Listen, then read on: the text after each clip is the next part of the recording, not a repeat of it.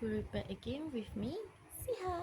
So today is our sixth day of making English speaking videos. So for today's speaking assignment, speaking video, it's about it's actually about how to break a bad habit by Judson Brewer. So we were asked to uh, look at the video and then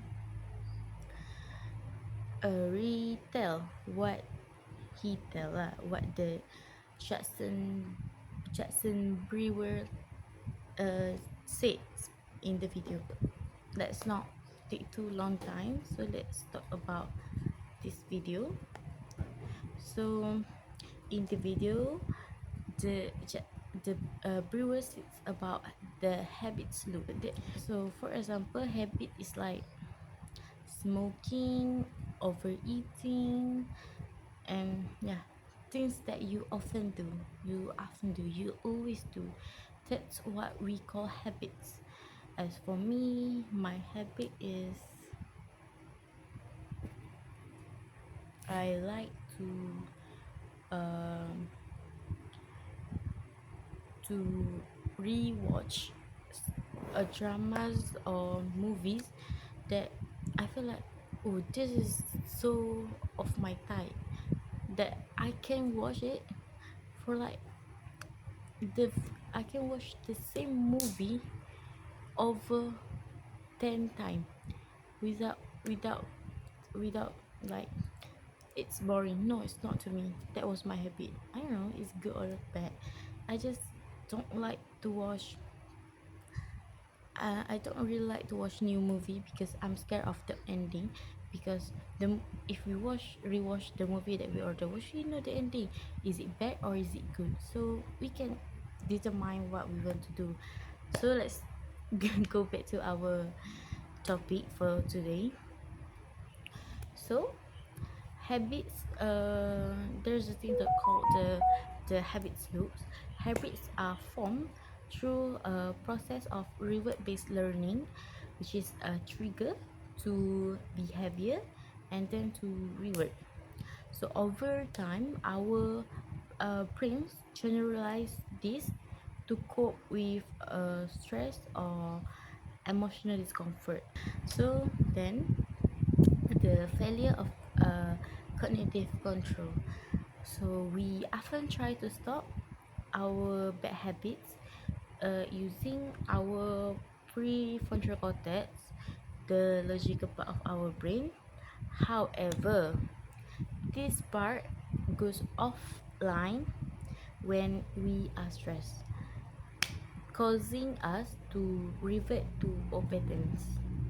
So we cannot overcome the bad habits because we too stressed.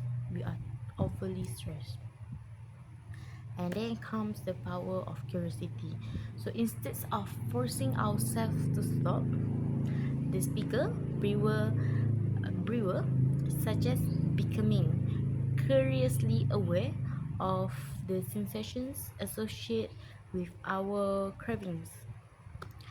Uh, mm, for example, by paying close attention to the experience, we move from intellectual knowledge to visceral wisdom, often becoming disenchanted with the behavior. Then, last but not least, brain science.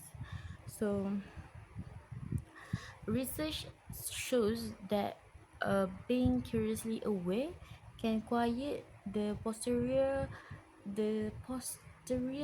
cingulate cortex, regions of the brain involved in self-restricted self sorry in self referential processing that often drive us to get caught up in addictive behavior. So, in conclusion, Brewer explains that we don't need to force change by simply being curious about the bite-sized physical sensations of craving. We can step out of the reactive habit zoo and experience the joy of letting go. So by so I think that's all that so I think that's gonna be the end of my video, and I will come with another video because I have tasks coming up. So that's it. So that's it for now. uh let's meet again later. Bye bye.